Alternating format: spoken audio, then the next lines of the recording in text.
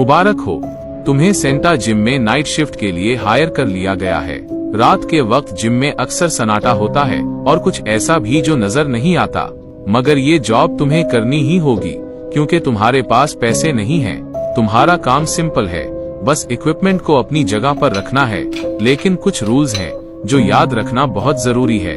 Rule number 1, gym की lights हमेशा on रखनी है, मगर कॉर्नर वाली लाइट कभी ऑन नहीं होगी, इसलिए वहां अंधेरे में मत जाना।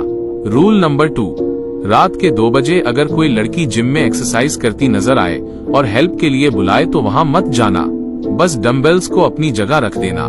रूल नंबर 3, अगर मिरर में किसी की रिफ्लेक्शन दिखाई दे लेकिन जिम में कोई मौजूद ना हो तो फौरन अपने कैबिन की लाइट ऑफ कर दो और अंदर बैठ जाओ, आवाज मत निकालना। रूल नंबर 4, अगर अचानक ट्रेडमिल चलने लगे और किसी के भागने की आवाज आए लेकिन कोई नजर ना आए तो उसे ऑफ मत करना, चुपचाप अपना काम करते रहना।